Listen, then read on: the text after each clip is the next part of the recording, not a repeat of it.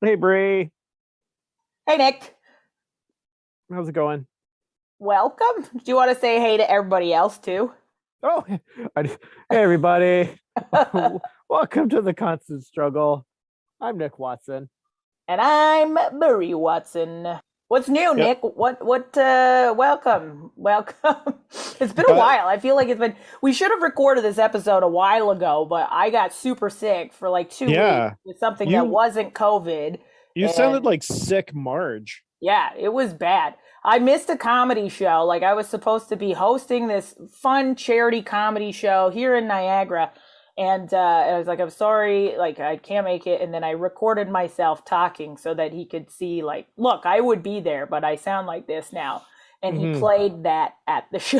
That must have gotten a laugh, I right? hope so. I hope God, I it got, was. yeah. I mean, it sounded bad, but it was also hilarious. So I can't do it. Somebody no, was like, you should record yourself. I was like, I don't want to remember this. This no, is it's awful. terrible. Yeah. And I'm freaking out with a bad back. Now, what did you do to your back? Uh, Why does your back hurt? I don't know. I think it's just a combination of just bad backisms for years, and it's come to a head. Yeah, that's happened to me. Yeah, Um, I I could think send it's. you a list of exercises you can do Oh to no, no, strengthen no, your core. no. That's a hard pass on that. I'm seeing a physio, and we're building the exercises up around getting things working again. Oh, well, that's what mine were. They're all from when I pulled my back out and I went to a Yeah. physio. So I'm gonna wait for him to tell me which exercises I'm basically allowed to do because I don't want to make this worse. So we're about to speak, or you're about to hear an awesome interview with Mary Hynes out of Chicago, an amazing improviser and performer and instructor, general awesome person, and she's also like, Incandescent human. yeah, yeah. There is there. She also learned how to do like tech online over the pandemic, and became incredibly useful in that department. Not that the rest of us aren't useful. That came out wrong. Anyway, she'll explain it. You'll hear Usefuler. it. It'll be great. Yeah, even more useful. Just rounding out her amazing skills. And I feel like if you're feeling down, you're feeling a little bit like, unmotivated, take a listen to this episode, and I promise you by the end of it, you'll be like, I have to do my life and follow my dreams. Because that's how I felt when we were talking to her. Yeah, she's like an energy bone, like a power up. I like that. A power up. So like instead of buying an espresso or something to give you a boost, just listen to Mary. Hmm. Hmm. But Or before we get to what? Yeah. Oh, nope, not. Or I was gonna say instead of jumping and hitting her in the mystery coin box and having a mushroom pop out, all just right. listen to her as well.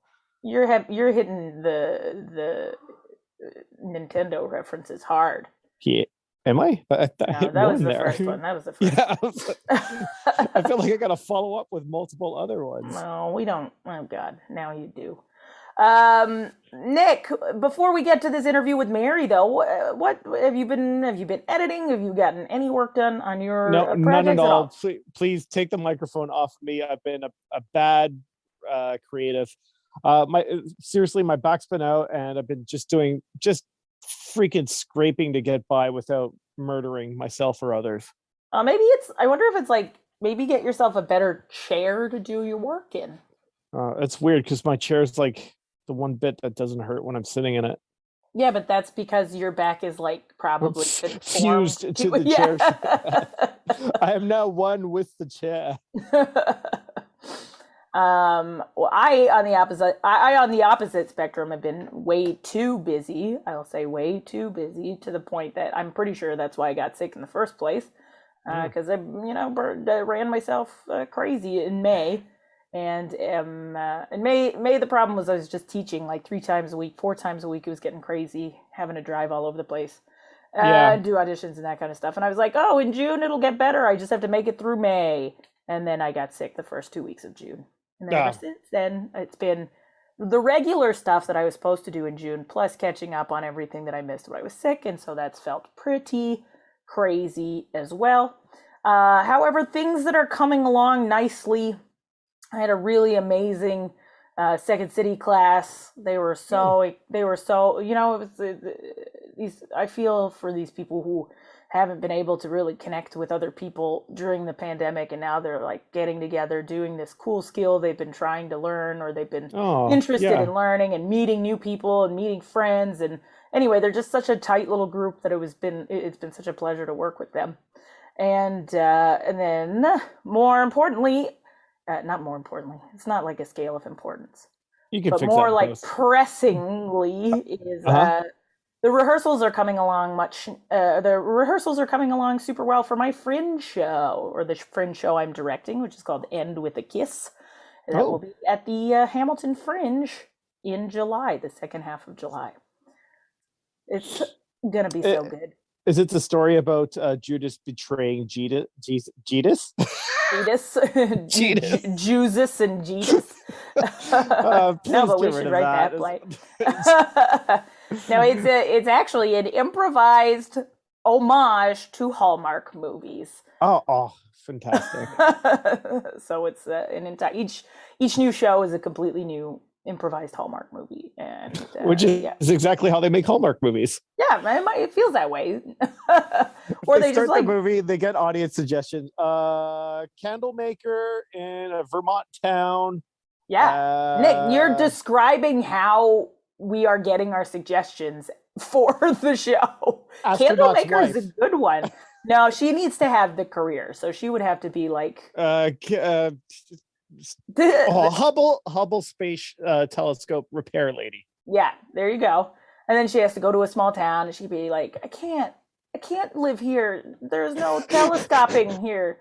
I have to do it in the big city. My life's work has all been about aligning the Hubble, but my life has always lacked focus. Oh, Nick, man, we should get you on one of these shows. Smooch at the end. Yes, and everyone ends with a nice big smooch. But what do you say, Nick? Should we go into it? Should we listen to what Mary has to say? Yes, let's recharge our audience's batteries right now. Mm-hmm. Okay, strap in, everybody. Here we go. It's Mary Hynes on the Constant Struggle podcast. Do. There's reference number 2. Here we go. Nick, I want to introduce you and all of our wonderful listeners to Mary Hynes, who is an improviser, an actor, an instructor, a stage manager, and a very tall, sexy lady. You got that in there. Oh, thank the Lord. I went for actually, I don't know how tall you are. I've never been 6 feet tall. 6 feet tall. That's pretty damn tall. I've never been in the same room as you, unless you count a Zoom room. No. I don't. Is that the noise of a Zoom room? Mm-hmm. Mary spends a lot of time in Zoom rooms. I do spend a lot of time. She can. I do. Yeah. So, Mary, you're coming to us from Chicago. Is that right? Why don't you tell us a little bit about yourself? Oh my gato. So, I'm in Chicago. I've been here for 6 years. I moved here from New York, and I moved to Chicago because I was at a place in my New York career, and I was like, all right, career's going great, and performed with Gotham City Improv and a founding member of Improvisation News, another improv company, and things are going good. And then it got to the point where I was like, my ROI does not equal my hustle. And so I call them, so friend tour is my term for friend plus mentor is friend tour. I like that. So checks out. Right? It totally does. So my friend tours are Michael Gelman, Scotty Watson, the late, great, always in my heart, Gary Austin, and David Rosowski. Yeah. And those 4 horsemen of the apocalypse were like, so David was like, can I swear? Am I allowed? Oh, 100%. Oh, yeah. Get your ass to Chicago. Michael Gelman was like, get your ass to Chicago. Gary Austin was like, you're a groundling, get to the groundlings. And Scotty was like, follow your heart. So I'm like, okay, cool. So I picked Chicago because I like to eat food. I don't tan well. And at the time, I didn't want to live my life like driving, right? So I picked Chicago. Great public transport system. Right. And I'm a pedestrian. I lived in New York for like 7 years. I'm a big pedestrian person. Um, so that's what brought me to Chicago. And Second City brought me to Chicago. Like I was like, now I'm gonna live my dreams. Did you go through all the classes and whatnot, or did they let you So sneak in since you'd already so done here's some? what's I told everyone in New York that I was already in the conservatory program because I was like, Oh, yeah, just go get it, like manifest. I'm very spiritual about my craft, and I was like, I claim this reality. And I got here and I auditioned and I didn't get in the first time, and I licked my wounds for 3 months, and I did some work at the comedy clubhouse and just got like got all mushy gushy in the culture of Chicago, and then I did something that I called a lean back, where I was like, you know what? I am my skills. My skills go with me. And so it's more of like a leaning back into your power and your confidence. And then I auditioned again and I got in. And I did the whole conservatory program. And then I spent the next 6 months haunting the building. Like I could be found at the corner of North and Wells. It's like this little stage. And I always wrote there, and I applied and I auditioned to teach there. They're like, you're great. We'll let you know. Well, no, I that's didn't know not good enough. you have to audition to teach in Yeah. Chicago. That's different than Yeah, Toronto. you audition to teach. You basically like show in front of a panel your skills. So I did that, and they're like, you're great. We'll let you know. And so then every like 2 months, I'd send in. I went to Butler University for my theater degree, and I teach there for like special programming, and so Where is uh, that? Is that also in Chicago? it's in Indianapolis. Okay. Yeah.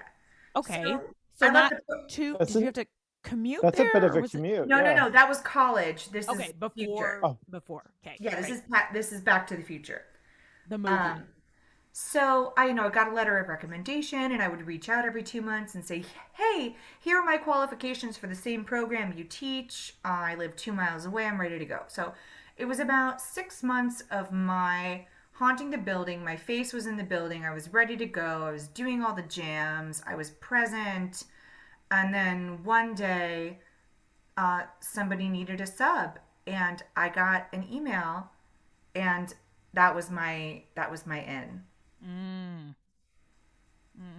Okay. What class was that? Was it That full was in the kids and blown? teens program, which I think is Nice. interesting that they give new teachers children. It seems to be what they do here as well. So Yeah. that is interesting. But I mean, I Would the had kids experience. would the kids be like less harsh critics, do you think? Like for somebody starting out as Hmm. a teacher? I Or don't would know it if be it's about like 'cause they're not. It's not so much about being I critics. It's think like it's less about that as more of like trusting a new teacher to work with small children. that's a different skill. Right? Right? It's like a new. I feel like and I can see how that seems like an entry level position. However, that like I work with children now. I love working with children. Like I still teach in the youth and teen program. I teach at Chicago Children's Theater. I have my own private coaching business. Like kiddos are the jam because I'm a 6 foot tall kindergartner. Like I'm a kid whisperer. Like we vibe. Like love the kiddos. However, it's not just teach like if I'm teaching a level A or a level 1, whatever language you want to choose, it's like everyone's already been conditioned to socialize to say when I ask you to walk around the room with your favorite animal energy, you automatically accept my authority. Whereas a kid is like, I'm squirrely and weird. And you have to like work with more um there's persuasion? there's just more nuances to that level of teaching as opposed to an adult who buys in like especially with like the brand of a Second City teacher. They're like, oh well, you know what you're doing. And a kid is like, why this is what I got the other day. I've noticed that the more glitter you have on your eyes, the more prone they are to listen to you. So this one little kid, I'm in the middle of teaching an exercise, and he says, Miss Mary, why do you have sparkles on your eyes? And I said, it's fashion. And the girls just smiled, and the boys were like, I don't know what's happening. So kids have no filter. Adults tend to swallow any thoughts they have. And then Yeah. stuff it down with food later. Yeah. Yeah. So I started in the kids and teens program, and it was great. And Yeah, so that's a long answer to that question. No, I love it. Those are great. There's so much like meat I want to go There's a into. lot of I meat. want to chew into. There's a lot of Polish sausage. I want to. All right, more Chicago God. stuff. I should not have ruined my hunger with McDonald's tonight. This is a good No. food pod now. I just sink my teeth into. Okay, so you're working at, say you get it. That seems to be the way, and for to be honest, it's kind of a relief to hear that things are similar in Chicago as they are in Toronto, which is kind of like, well, if you hover in the right place, then eventually you'll get a classroom, and then they'll once they need you. Pretty much. I mean, I've learned through my career that no is not an end, it is an invitation to evolve, right? Like if I let no's run my life, I would have given up a while ago. But when I hear a no, I'm like, we'll see about that. We'll see about that. It's a matter of time until you realize how great I am. What a great way, like an improviser's interpretation of a no there as well, too, right? Yeah, like a no is like I've always wanted to be a facilitator and do like corporate improvisation because I feel like that's such a great application of our skills. And my personal mission is to inspire, explore, and unite through light, love, and laughter. One more time for the people in the back. My personal core value mission statement is to inspire, explore, and unite through light, love, and laughter. I would be curious as to know how you came about discovering that. So, how did I discover that? Reading books and listening to myself and really distilling like what makes me happy? Like what is like the liquid hot magma at the core of Mary? And that is silly, fun, free, bright, brave. And I've done theater my whole life, and my degree is in avant-garde, experiential theater. And so, like, I love representing real life on stage and pissing people off and making people laugh and making people think. And let's see, inspire, right? Explore, unite, right? We inspire, we explore, we unite through the channels of light, love, and laughter. Those are the ways that you accomplish. This is the way. And I treat my work from a very spiritual point of view. Like we are humans, we are souls having a human experience. And the reason that we're here is to connect and heal and learn and laugh and like have a human experience. So I look at every gig that I take, no matter what it may be. Like one of my day jobs is at Equinox and the gym. And I'm able to rationalize that. Also, 1, gym membership, 2, spandex, which I love. And it's like, well, I'm helping people be more confident. Mm-hmm. And I'm socializing and I'm getting myself access to fitness, which is vital for an artist to always be workshopping their temple, because that is what we have at the end of the day. Yeah. Without it, it becomes much more difficult to practice your craft, or without its regular maintenance.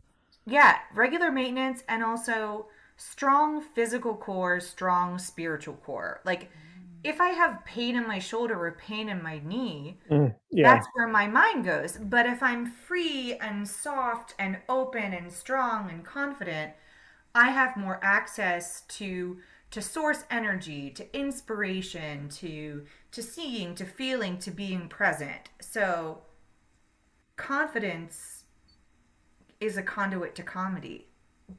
Yeah. I'm gonna put that. That's gonna be a quote. That's a quote. Quote. That's a quote. Yep. Right? Like, and I tell that to all my students too. I'm like, eat well, take care of yourself. Like, I got my big old jar of lemon water. I've got my big old jar of apple water here. Oh, yeah. Some people call it cider, but They sure who's do. counting? They sure do. I'm putting a tiny amount of poison into my body for this, but not a huge amount. Just a tooch. That's right. Well, I like that a lot, and I guess some of the difficulty that I could see there is, well, actually, you know what? I don't want to talk about the difficulties yet. I love the idea that if you have to take on a day job, which many of us do, in fact, that's one of the biggest components of this podcast is how to balance that. What a great way if you can align your day job with something that you already need to achieve to continue, working working on yourself so that you can show up as the artist you want to be. So my take is work smarter, not harder. So, I mean, it's been humbling for me, like with like a college degree, et cetera, and so forth, like to work in retail, to work in a restaurant. But when I moved to Chicago, so when I was in New York, I worked for Equinox because I aligned myself with a company. So I'm always making mogul mindset moves, right? So it's like my whole plan has always been to be New York, Chicago, LA, right? It's an empire. You're building an empire. So how can you set yourself up for success and ease? So I decided to start a job with Equinox because I can now transfer anywhere in the world with that company because I've worked with them for 5 years. So I got my gym membership. I've got health insurance. Great, check. Oh, nice. The next piece is eating food. So I started, Chicago is a very food community. So I researched all the top restaurant groups in Chicago and I found the Boca group and I got a job in that restaurant group as a concierge at this great sushi restaurant because I'm good with people and I like sushi, right? It really comes down win-win. It really comes down to like distilling, like, what do you like? What are you good at? Get it. So I was maitre d' at this restaurant and then my favorite manager transferred to the J. Parker, which is the rooftop bar of the Hotel Lincoln. And so then I transferred there. And it's 5 minutes from Second City. It was a mile and a half from where I lived. Like, I ate food. I got paid. My gym was 3 minutes walking distance. Second City was 3 minutes as well. So when anyone needs a sub, some people need to drive. I just hoof it on my feet. Yeah. So it's about like creating ease for yourself is like how I run my business of being an artist. The shop of Mary.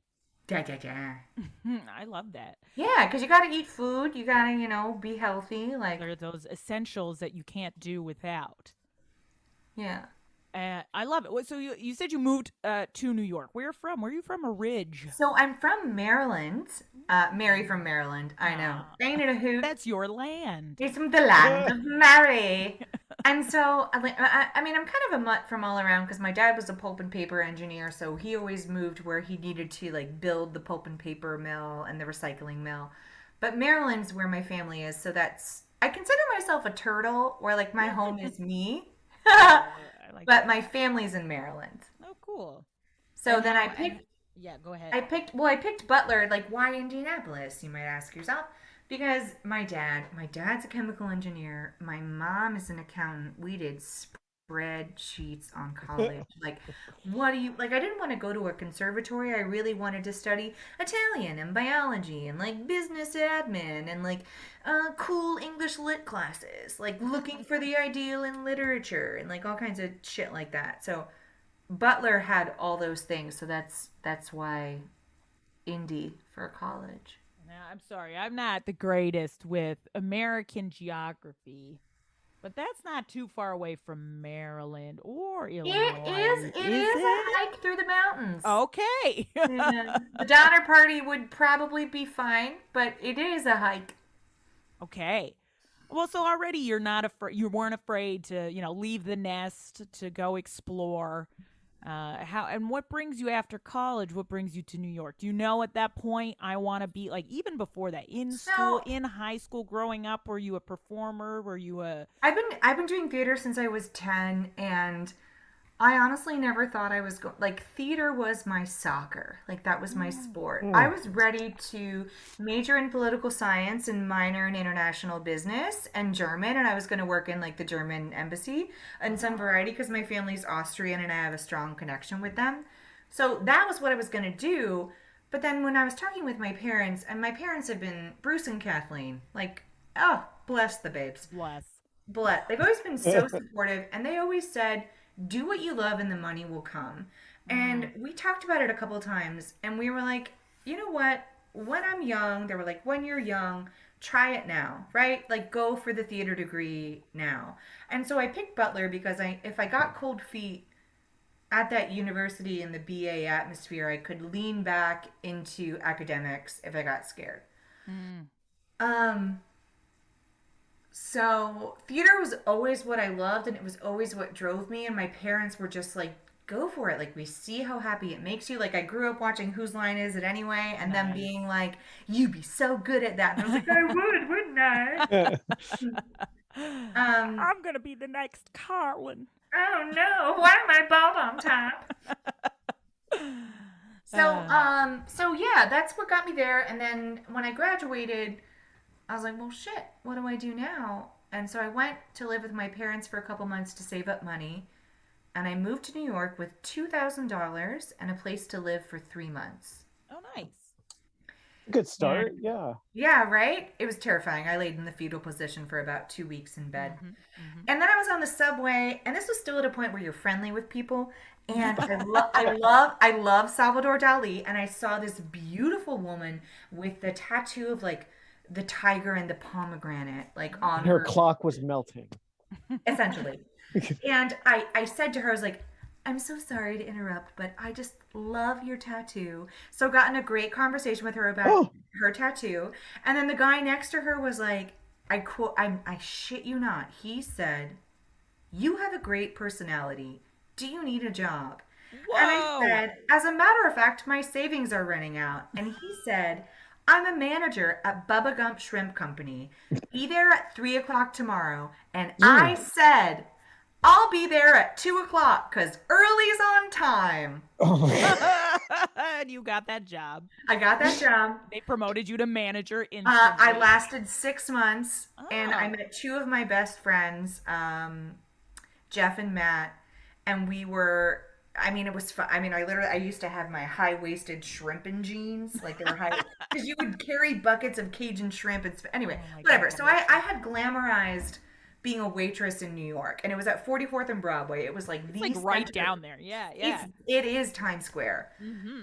So I lasted 6 months, and then this was when the economy took its big bucket kick.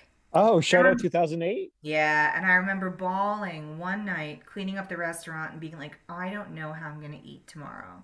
Oh. And Couldn't have shrimp.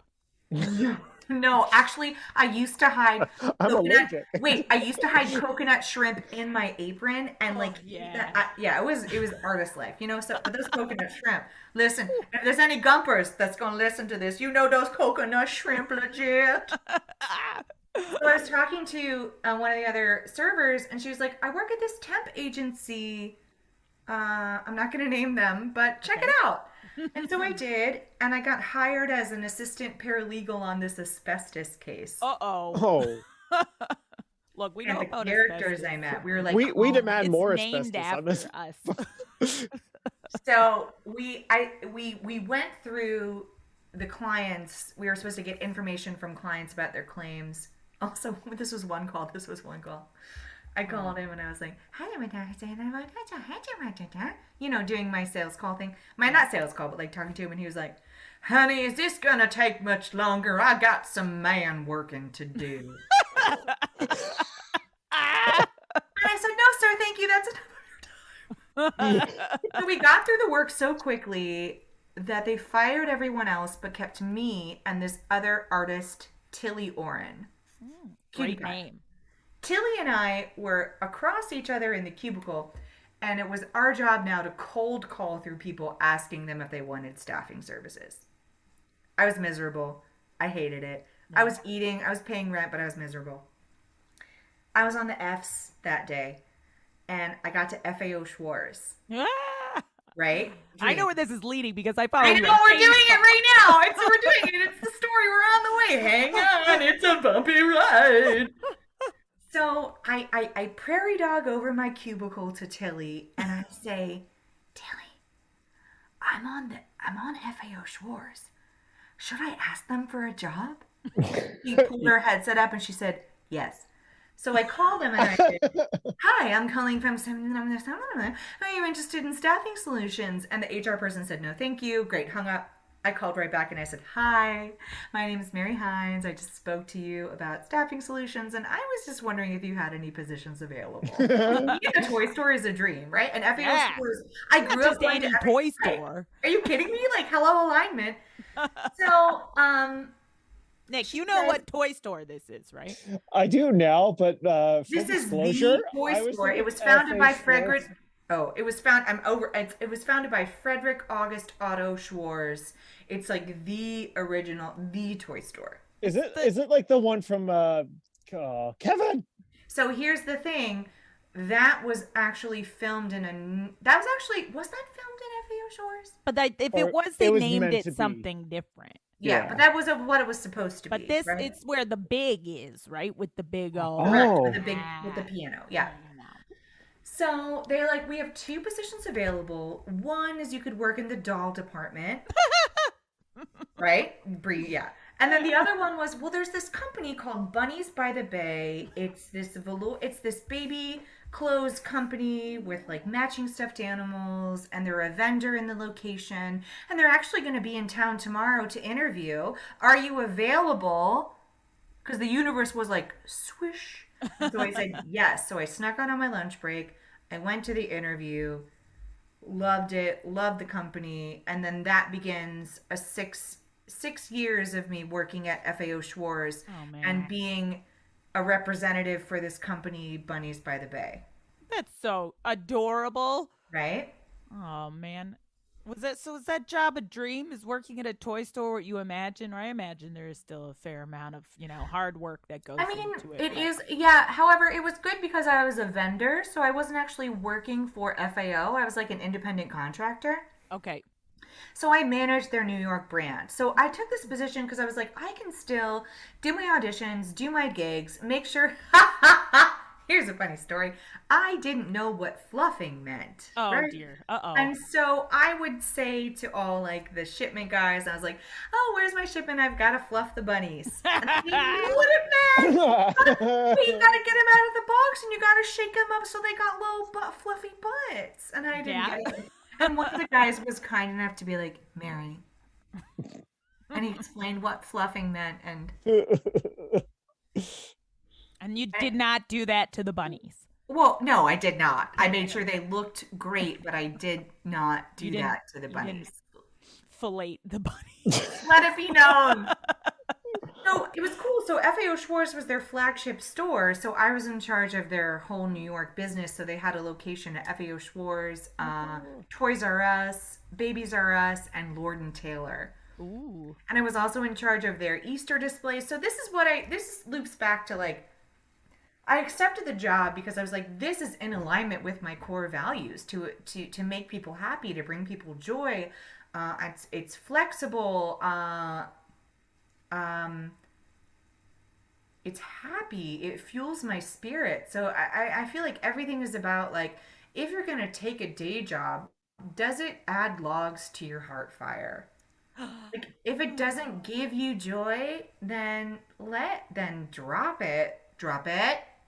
Nick? Oh no, I'm holding firm to it. I'm clinging to it. I'm like Rose at the end of Titanic, not letting Jack on. That's how tight I'm holding onto my job. Screw you, Jack. There's no room for you up here. You could sink to the bottom. It's cold in the water, like. No, I love that though. Yeah, I agree with I met you. so many great people. Like, it was all like Like, I dated a magician, and then I dated this guy who, there was this company, oh no, now this is all being recorded, called Miyachi, which was We like can yeah, we can this delete it. hacky sack that would like you could do all these cool tricks with, and they were all the hot skater boys, and that was when I was really into my skinny white boys with authority problems phase. Oh yeah. Oh, We've all got been that there. out. I love them. Oh my. So it was fun. Like I was the bunny lady, like that was my name, and I was a toy soldier, and like I worked at Fifth Avenue and 59th, and I got to have my lunch break at the Sherman Statue, or like walk through Central Park. Like it was very much a dream. Like right by the Plaza Hotel, bringing it back to Home Alone. There it is. Yep. Yeah. And so okay, and so at that point, like what sends you off to Chicago? I know you said it was always part of your plan. Actually, even before we go there, I love this idea that you've been kind of standing firm to these values for a long time. Is that something like I know there's different tests and things you can do to discover your values, and I know Brene Brown, for example, is a big fan of determining your personal values. How did you kind of figure yours out, and have they changed over the past little while, or have they been steady all the while? It's a great question. The image that comes to my mind is an artichoke, right? You've got all these layers and all these leaves, but the best part is the meaty heart. So that also rhymed. Thanks. I'm an improv. That's a great question. Have they changed? Well, I don't believe my core values have changed, but I do believe that my loyalty to companies has changed because I've worked with certain theater companies that have really hurt my heart. So now it's where I've discovered a new supplement to the values, which is the lean back, which is like physically, energetically leaning back. Like I am I'm a big like puppy dog of a I'm a Great Dane in a human body, right? Like I love you, I care about you, I believe in you. And I think because of my big heart, I've been hurt so much. And also because of my big heart, that's what makes me such a good representor of human life on stage, aka an actor. Right? So now it's like my skills go with me. Like like I said earlier, like I don't really have a home. Like I'm a turtle. Like I'm my own entity, and I can move forward, back. I can move in any direction wherever I want to go, and know that my home is always centered in me. So I think my core values have remained the same. However, I think I've built more of a hedge maze around my heart. Well, sometimes you need to. Yeah. I find that interesting, and I wonder if there's something about living in the U.S. that makes that. I wonder because I get the idea, like, if you live in the U.S., you can kind of go wherever within the country, depending on what you want to focus on. And that's not an advantage that we have necessarily here, because if you want to be an actor, they're like, go to Toronto or go to Vancouver. That's it. There's no in between. I wonder if there's. Well, it's interesting, but also even, and Brie, to piggyback on that, even within the States, there are confined places where you're able to work. Like, for example, it's really, like, if you want to work on a high level of your professionalism, it is New York, Chicago, LA, now Atlanta. Right. Like, yeah, Atlanta's huge. Right? Now. Like, I had to... I mean, you could start a theater company in Pinehurst, North Carolina, but logistically, are you going to have the audience to be able to keep the house? Like, it's more like go to where the work is. Right. Yeah. Here we go. And so that being said, I was going to say, yeah, it's interesting, and I don't know if this is the case in the U.S., but I certainly know that it is in New York. I don't know about LA or Chicago, but I know that the cost of living in Toronto is getting to a point that is not sustainable for That art. was Brie. That was a big part of why I made my decision in New York, because like I'm working so hard here, and I should have an agent. I should have XYZ. So then I was in New York for I think it was 6 or 7 years, and then when I decided to make the move to Chicago, within a year I was hired by Second City. I got an agent in all fields. What does that mean? Does that mean That theater means and commercial, TV, modeling, yeah, like yeah, all of the things, right? cool. So because of my New York mindset in this Midwest atmosphere, like all the work that I did in New York got me 6 years spent in New York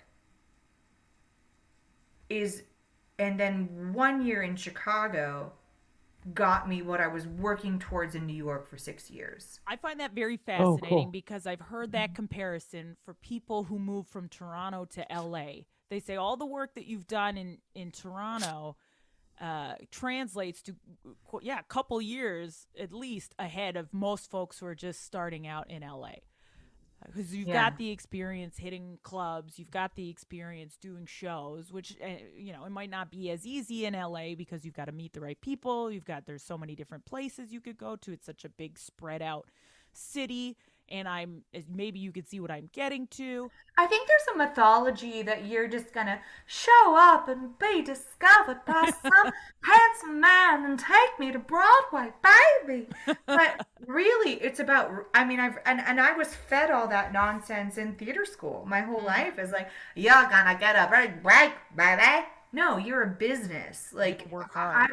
I've had so many dear friends who quit the theater lifestyle because they weren't able to run themselves as a business.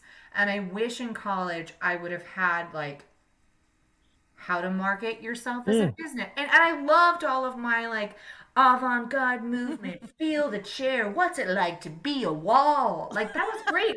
And now I teach clowning and physical comedy because of that. However, it would have and again it's like you are a it's soup, right? We're soup, and I got all these ingredients, and I've got supportive parents, a healthy atmosphere, right? Like it all, every soup tastes different, but it doesn't make any soup better than any other soup.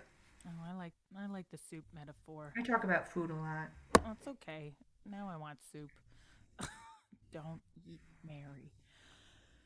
I love that. It's so you're in Chicago. You get all this wonderful work, all these delicious opportunities. I make them all happen, Brie. They don't come to me. That's Like, right. right? That's right. That's Like right. like here's a fun thing. So we had Rona fuck up our lives 2 years ago. Yeah. Second City went, I'm a really big. I go back to we kind of left it dangling, of like I'm a very loving, loyal person, and I've always wanted to work for Second City because I just admire every like it's like to me it was like the mecca of comedy, and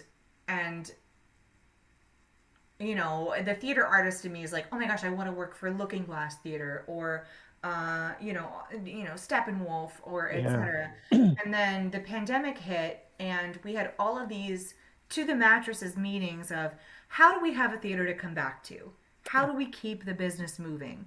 Well, that means this virtual landscape. And I remember having all. Do you remember all those meetings that were all at umpteen hours of the night? And I went to every single one, and I remember Winter Davis leading the campaign of like, who wants to be a virtual stage manager?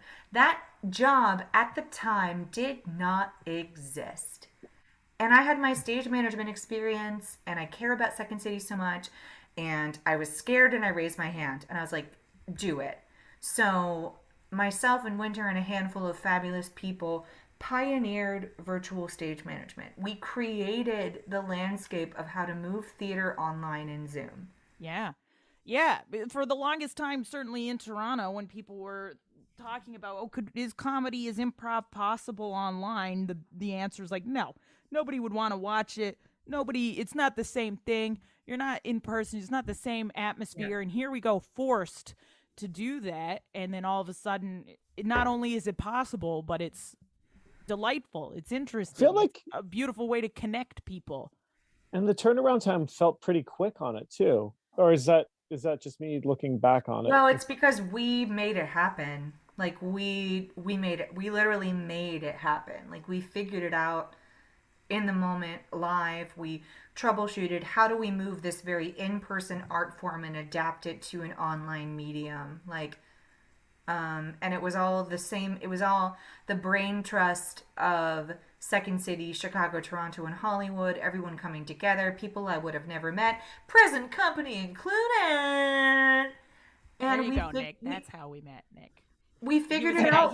Wow, we got there. Right before you logged on, he's like, "How do you know Mary?" You don't sound. That's a good Nick. Was it? Is that your me? Yeah. Is that your me? We figured it out for the love of the art form. We're like, how do we keep it alive? How do we have a theater to come back to? And we're intrepid warriors, and so we found a way. We stumbled through it, and now we're able to like bring people together from around the world and different time zones. And like, I'm grateful to say I'm one of the top virtual stage managers that's in demand as a virtual producer. Not everybody got behind the idea either. You know what I mean? It was kind of surprising to me to see how, how many people are kind of like, nah, you know what? This improv thing, I'm not going to do it for the theater is about finding a way. Like, right? How can you tell stories? Like, it's you must have a pioneer mindset. Like, you must be able to. There is not room for your ego and creativity in the same place. Boom. Like, if you gunk up your bandwidth with judgment, you have less room to be creative and available. Mm-hmm. So it behooves you to check that gremlin at the door. This is an improv class for Nick and all our listeners. Gang, gang, gang, gang, gang. Or theater. I guess theater in general. It's an adaptive art form. I mean, look at the history of theater. Like it's it's like performing in front of the campfire to moving into a Zoom chat. Yeah. Like, do you want to die a dinosaur or do you want to become a diamond? I would like to be a diamond. I'd like to be a diamond. I mean, I think a lot of dinosaurs did both, really. Yes, and zing-a-ling-a-ling-dong. Wonderful. So now I'm torn between two questions and directions for this episode. Lots of meat. Now. Filet mignon. Delicious. My question now, actually, let's go here. Let's go here now. I want to know, because you have your eyes set, and I know this, you have your eyes set on the eventual move to Los Angeles. I do. What does this look like to you? What do you have to do to get there? What's on the horizon for Mary? So I've noticed it's more of a feeling kind of thing. So I decided to not be afraid of money anymore. I decided to not wait for the right moment and take the moment. So I found ways to go to LA 2 times in the last 4 months and I was able to perform with fantastic people. Rich Baker facilitates a fabulous Armando kind of show, and I was able to go out there and perform on stage to a packed house at the Glendale Room and just slay and feel amazing. And I noticed I'm a big, like, I really treat it as a spiritual practice, and I really lean back and I take note of how do I feel in this moment. And LA feels like champagne bubbles. It feels bright, it feels fizzy, it feels joyful, it feels good. And then every time I came back to Chicago, it felt like a pothole. It felt like, to me personally, like I've squozed everything out of that lemon. So do you remember a time when Chicago felt like a hearty meal, perhaps? Yeah. Or... So here's wow, here we go. Let's spelunk.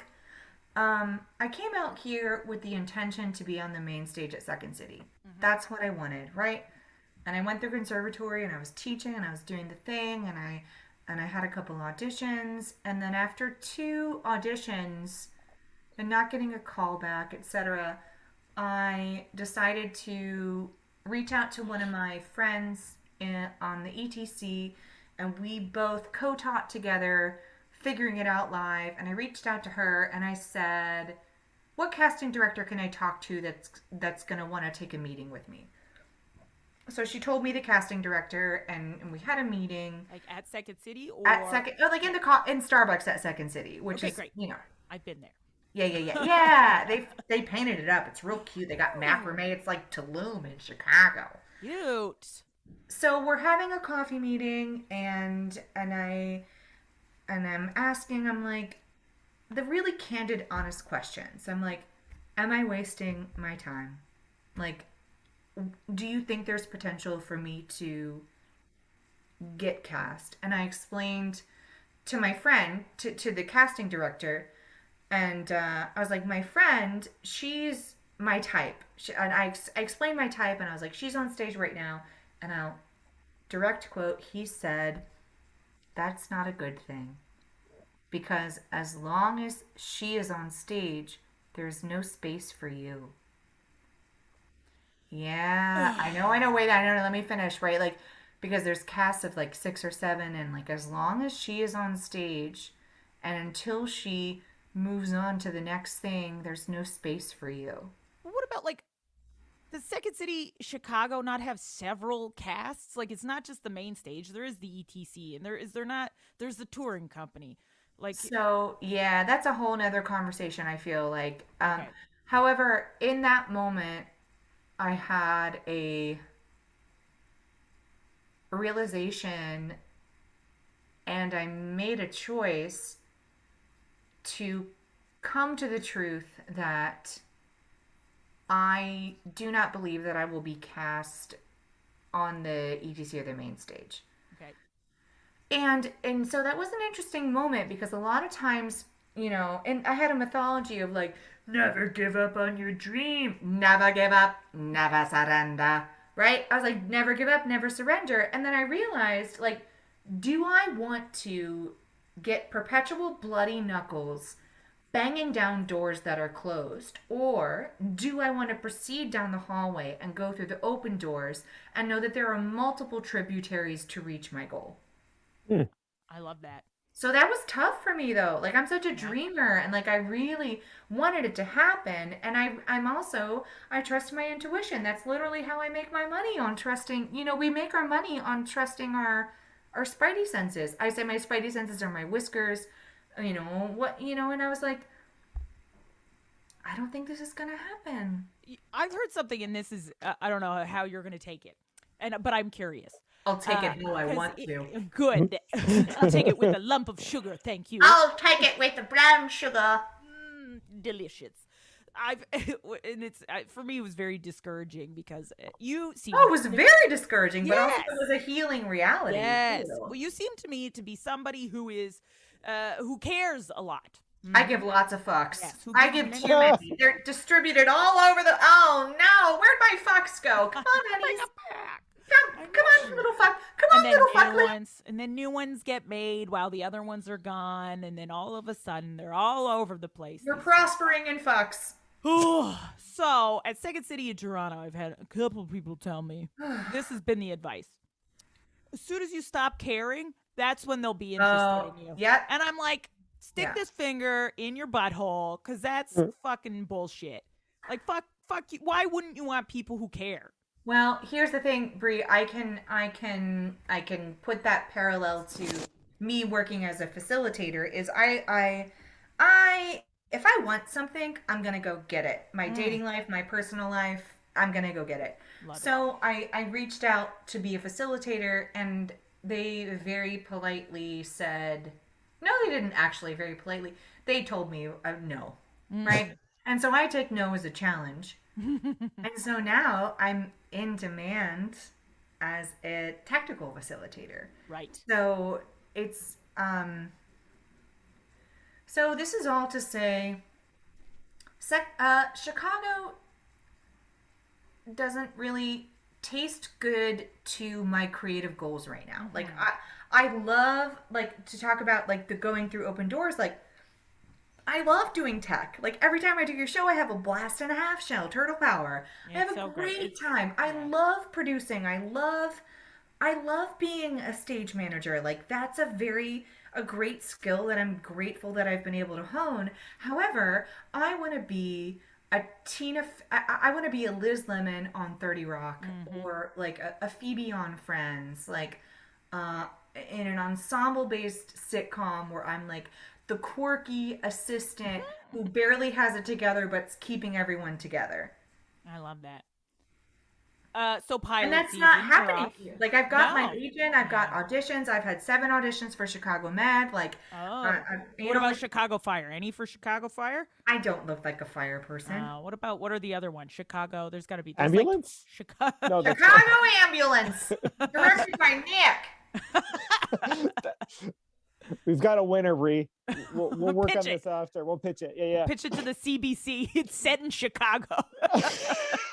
You can stay at my place. I've Yay. got a nice living room. We can get you an airbed. Oh, perfect. So I just that being said, I do want to come to Chicago. Oh no, you're welcome every time. Good, wonderful. Yeah, good. Sidebar. But I don't know, just like Chicago, like it doesn't. I feel I've always been a citizen of the world. Like I've lived in Austria and Germany and Russia, and I've traveled around and worked with different theater companies. Like I've always, been blessed with opportunities to live and travel around the world. And I'm a big fan of following my heart and leaping before I know where I'll land, and know that my skills, otherwise known as jumping and figuring it out on the way down. Essentially the art of our whole freaking thing. Yeah. Of just, so yeah, there's every time I check my spirit on it, and every time my ego starts to rah, like LA feels like next to me. And I've had so many beloved friends be like, you would do great out there. And people who I know wouldn't bullshit me, right? Nick looks mad. He looks like, well, Sounds like you should be going there like now. I'm working on it. The plan is October. Like that's the plan. Oh God, I gotta get to Chicago. One last summer in Chicago. That's a freaking great way to play. No, because summertime shy is the shit. That sounds like a film on its own. One last summer in Chicago. One last summer. Med. One last summer, Med. Nick, you've been writing so many notes. Do you have any? I feel okay. So because normally, Nick, ask a question. Yeah, Nick, ask a question. Okay, it's got nothing to do with improv, but maybe. Ooh, I don't have a life outside of my art farm. All right, so Chicago and New York, the meccas of pizza. Which one drives your passion more? Or fuels your passion. Maybe. Fuels your So passion my with favorite Chicago cheese. style pizza is the stuffed crust pizza. If it's just otherwise, the other alternative is like the biscuit with sauce. I do love a good New York moment, walking down the street, get $1 slice. And I've never been a fold it in half person, because I don't like a grease funnel. You know what? I'm so sorry. I'm probably going to offend people, and I'm open to new points of view, but I'm a pizza tapper. I'm a napkin. It's a napkin. Okay. All right, that I'm makes just sense. a tapper. I'm not a soaker upper. I'm just like hey, I'm on camera and I don't want to wear cheese, but I want to eat it. So I'm a big fan of like a flat slice on a paper plate, walking down the street. That's for sure New York then. Right? That's what I was describing. Yeah. Yeah. And then Chicago style pizza is like, I like the stuffed crust Chicago style pizza. Giordano's, I think, is. Oh, I love Giordano. I won't lie. That's the only deep dish I've tried. I think that's my favorite. So good. Solid choice. It's like a different Thank you. It's a different commitment, I feel, right? Like walking down the street eating $1 slice. That you could do that, like in an evening, going from one place. But that was like my afterlife. That was what I could afford to eat. Yeah. Like protein powder. My favorite bodega order was egg whites and 1 slice of cheese on a whole wheat wrap with hot sauce. And I knew where I could go to get that for $4. Nice. Right? That's not bad. Yeah, it was great. So it was like that. I would get that, and like remember the like pop chips, like the little like. Yep. Yeah, yeah. So that was my jam. So I would do that and like shakes and like a dollar slice after an improv show on the way home. Amazing. Nick, any more New York versus Chicago? I love questions? that the question that you had after all of this like meaty talk about art and transformation, you were like, "Hey Mary, pizza." how do you feel about pizza?" The other thing is like I they're both snorted for the great first time. baseball It took cities, so too. long for me to snort. I do snort. Are you holding it back? You know, it just came out organically. Okay. Oh, good. At least we got one. I want to say, like, we talked a little bit about, Nick, while you're pondering your next question. We did talk a little bit about some of the different struggles you face as, going throughout your nice. journey as a performer and a tech, going from New York to Chicago. Is there anything else that stands out to you that, that has been particularly difficult, or that's something you struggle with maybe throughout? I don't know. We talked about it. Well, it was actually really interesting. Like being 6 feet tall, I never got. This is why I became a stage manager, is because I wasn't cast in plays in college because I was taller than all of the leading men. It's so stupid, though. Who It cares? is so You know very what I mean? stupid. Like, It is very stupid. And so then I remember the head of the theater department, John Green. He's basically Spock. And he put his hand over my shoulder and he said, "Mary, would you be my assistant stage manager?" And it was my freshman year, and I said, "Yes." And that was like the beginning of my stage management career. So that, and also, like, don't wait for the right role. Don't wait for the right monologue. Like, write your own material. Like, I got my agent, when I did my audition, I wrote a monologue that was this character that was on a date, just like realizing that she hated all of it. So it like came from my life, but it also, I chose to highlight my skills as a character actress, and I wrote my own monologue. And that was a time where it still wasn't very popular to write your own monologues. But because I did that and I owned it in my own voice, it was so authentic and powerful. So I didn't even know that that's something you could do. I was Yeah. just assumed, Is that a like, game changer then, Brie? Well, yeah. I mean, I feel like Really it makes more sense because I was like, who do I most associate with back when I was doing more monologues? I was like, I don't know. I'm more no. like Brie, you get to write a monologue as like the bartender that like helps someone like realize their transformation moment. Yeah. You're welcome. I'm writing that down. Yeah. Right. So like writing it instead of like I was trained classically where you wait for someone to cast you. And I've learned now that it's like you gotta make your own opportunities. You have to say yes before you understand the job. You just have to leap before you know where you're gonna land, and trust that your experiences and your passion will show you what to do when it's time to do it, and you will know what words to say when it's time to say them. I feel like we've written a book with all of your wisdom. I mean, yeah, but this is how I think. Like this Yeah. is like I just facilitated an event for a corporate company that I reached out to, and I said, "You should hire me." And they had an interview, and they're like, "We're hiring you." And I just did that first gig tonight, and they booked me for another one. Like, Amazing. don't wait for someone to tell you you're awesome. Know you're awesome and get your little tuchus out there. Fuck This yes. is so American as well, though, because I feel like if we try that in Toronto, it automatically like get out of the room. Wait, why is this American? Why is this not human? Why is this not? Tell me Yeah. more. It's great. I think we in Canada still have this kind of British sensibility of we cannot cross a line that we. That was not appropriate. What? Yeah, I think like definitely in terms of behavior, like for it's a weird place in Canada to be stuck between, our well, I shouldn't say in general, but I mean like, hierarchical structure.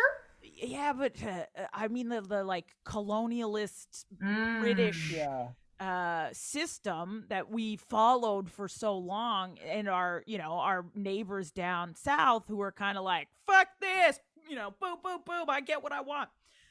That was me, Yosemite Sam. No, but that's fine. But the boo boo boo, get what you want is a double-edged sword too. So that's where like knowing your why and knowing your core values is so important. Like if I'm gonna pew pew pew, I'm gonna make sure that it's for my good and the highest good and greatest joy of everyone that sees and hears me. I love that. I think that some of that is seeping into Canada based on some of podcasts. Yeah, I don't get a lot of sleep at night because I seep into Canada. Yeah. You can seep into Canada whenever you want. Well, I tried that. I'll do it again. Okay. I'll do it again. But yeah, no, it is interesting, and there are definitely people in Canada who are like balls to the wall. Go getters. Yeah, go getters. Go getter. No one's gonna make it happen. I've had to spend a lot of time restructuring my dreams, and undoing the training that has been done to me to know that if it's meant to be, it's up to you. And that's not a sad thing. Like, there are people that advocate for you, but they will only advocate for you if you advocate for yourself. Because if you don't believe in you, who's going to? Yeah. I love that. And people will be able to pick people up can on that. smell it. You can taste it. If someone's if you're presenting yourself to someone and you're like, "Hello, I'm a stage manager, and I think I would be right." No, Nick, I'd be very good on stage. Right? If it's like so, like when I pitched myself to this corporate company, nobody asked me to, but my first email, I literally put I said in text, I was like, "Here's my brag board." And then I put bulleted points of the value that I bring to the organization. And the co-founder emailed me back right away and said, well, this XYZ software that you've trained yourself in is something that we want to implement in our company. So if I did not have the courage to wave my flag, Yep. I would have not gotten, like, because that, Also, like I love a brag board. I think everybody should have one in their I'm a big room. fan of bullet points. Yeah. But that's where the always like I always make like strong spiritual core, strong physical core, eating good food, sleeping, going on lake walks, stopping and being like I perpetually I do canal walks. Do canal walks count? Yes. Sure. Okay. Water walks count. I perpetually nourish my spirit so that I am available to inspiration when it strikes me. And I trust that if I am being called to say something and do something, it's happening for a reason. But that's been training for a while. Yeah. You can tell. You can tell it's working. Mary, this is inspiring. That was the goal. Inspire, explore, and unite through late love and laughter. God damn it! Boom. Do you have this tattooed anywhere? Do you have this? No, I don't have any tattoos because I didn't want any if I did get a tattoo, it would be from the Salvador Dali painting of Invention of the Monsters. In the upper right-hand corner, there's a giraffe that's tall and spindly that's got flames from and also I'm 6 feet tall. So That's whatever. you. You're the giraffe. Oh my god, I'm on fire! And I would get it like on the inside of my wrist. I've decided, and I set a goal for a while. When I book my sitcom that I either produce or write or whatever it is, I'm going to get a really great costume jewelry piece. It's going to go on my middle finger. It's going to be that. And it's going to be like amber and garnet. And here's the thing, manifestation and imagery is so powerful because I can feel that ring on my finger. And then the legs go down between my fingers and like the head is up and there's like garnet is the flames. Like I can My hope right now That is that sounds somebody badass. listening to right? this Also, right? Like episode- with my long fingers and like a fucking giraffe ring, and I'm like, I'll take my dirty chai latte with oat milk, bitch. I love oat milk. I've recently made the switch. Oh, hemp milk is awesome. Give I that a haven't- try. I gotta try it. Gotta try it. I feel like hemp milk would be right up your alley, Brie. Nah, I already smoke other kinds of. No, it doesn't get you. What's the point? What's the point? Get that shit out of my face. So yeah, so it's like manifesting, it's seeing, it's believing, and Nick, it's do you have any- it's hard. Honestly, it's hard. It's a choice every day, all the time. Like, Because I love that because you could choose to be a grumpy pants, but you have not. and sometimes I let myself. So here's the thing: if I feel like my vibration is low, my mentality is, if I am not able to show up powerfully, then I will not show up. And I will find a way to say, and not apologize, and say, I am unavailable. I'll see you XYZ. Right? And then sometimes I spend time, I call it hibernating. Hibernating. You go Under back my into feet. your turtle shell. That can be Aw. right. Oh, Brie, I see what you did. Yeah, I go in my shell and I say, I'm gonna redecorate. Right? And so it's like, because energy is so powerful and the mind does not differentiate between thoughts and reality. So I understand that I'm such a powerful person that if I am awake and thinking negative thoughts, those negative thoughts are going to bounce out into the universe and fuck up all of my positive. So if I can't think right, I don't think. I take a nap. I sleep. I take a nap. I take a nap almost every day. Like once I feel like I'm a virtual assistant for my voiceover friend in South Korea, and I was supposed to do some work for her today. And as I was researching her outreach, I was like, man, my head and my heart is not in it. And I realized as I'm doing work to get her work, it impacts her negatively if I continue to work and not feel it. So I stopped and I watched 2 episodes of 30 Rock and I knew that like in that moment, that was the mogul move. Sometimes the mogul move is to take the lean back. Like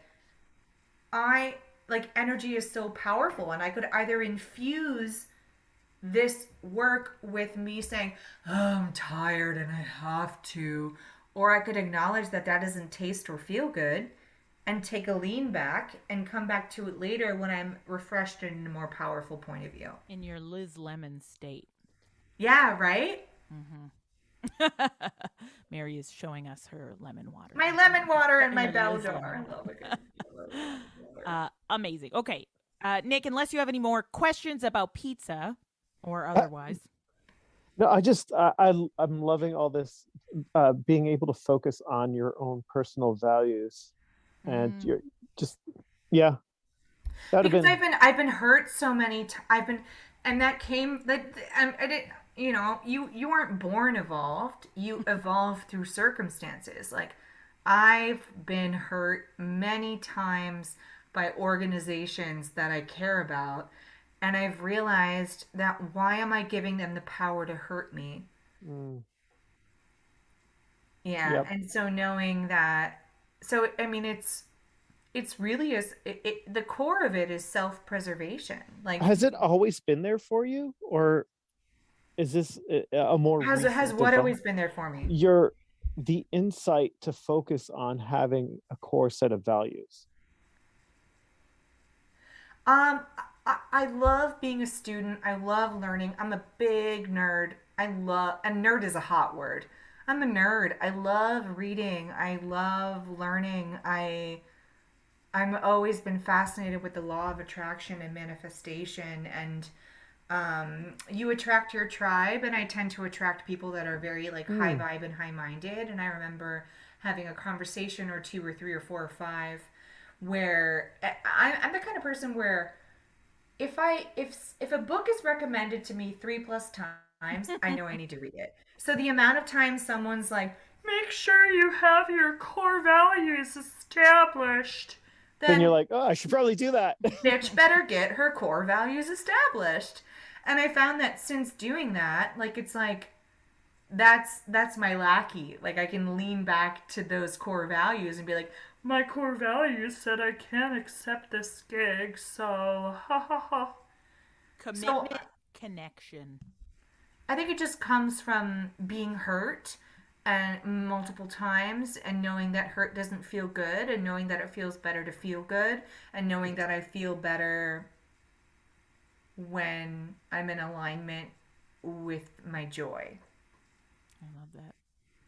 I want sure. I want other people to learn from you and hear from you. Where can people listening to this podcast follow you on your journey, learn from you, get your stage managing services, learn from you, hire you for their projects? Where can people find? Yes, please. Mary? I feel like the best is the old Instagram is Mary Hynes, Mary as in happy, Merry, and then Mary Hynes as in my name, Maryhynes, Mary Hynes. We will put that on our show notes so people can contact you. Yeah, and also the good old Gmail, maryhynescoaching@gmail.com. Fantastic. Oh, I just realized I was supposed to send you the Zoom link there, and instead I did. No, you did so great. Listen, Brie, I'm adaptable. And yes. We're currently Zooming. It worked. It worked. Oh, God, I fucked up. No. This has been amazing. It's been inspiring. Like I was a little, I was worried. Nick had been shopping all day. It was the evening. I was like, is the energy going to be here? And you brought the energy. You lifted the spirits. You lifted our hearts, and you made us stronger. I love it. Thank you, Mary. Thank you, Brie. Will you say struggle on with us? Struggle on? Yeah, you already said it. There. I'll say it again. Do we have a count? Should we say it again? Yeah. Wait, hold on. What are our character voices we're doing it in? Should we do it in a voice? Yep. Like Muppet? Let's do it like a Muppet. Struggle on. Count us in to 3, 2, 1. 3, 2, 1. Struggle on! Amazing. This has been episode 79 of the Constant Struggle podcast. For more information about Mary Hynes, check out the show notes at theconstantstruggle.podbean.com. I thought that was a great episode. I feel recharged. I feel like I'm going to go conquer the world and my dreams. Yeah, I was just driving my podcast listening Prius and hitting the brakes hard and charging up the batteries. There you go. Good thing there's a charging station right here. No, okay. Well, there's that too. I shouldn't have been drag racing around the neighborhood like that. It's a lesson for everybody. Mm-hmm. If you were a fan of this episode and you found it helpful, we'd love it if you could share it around, and maybe it'll help somebody else's artistic struggle along the way. If you know somebody who's, hit a little struggle bus, you might want to help them out, give them a little boost, share the episode. You can like, share, subscribe on Apple Podcasts, Podbean, Spotify, Google Podcasts, and Good Pods as well. So we're all over the place. So Good Pods. Wherever you listen to your podcasts, you can find us there. And follow us at on the Twitter machine at StrugglePod, and like our Facebook fan page at The Constant Struggle Podcast. Thank you so want, much. If you're into that Facebook thing, if you're still on that Facebook train, choo. Thank you so much for listening, everybody. Thanks and don't forget, follow Mary. She's great. Check her out if you're in Chicago or LA. She's doing some shows in LA. So we'll see you next time. Struggle on.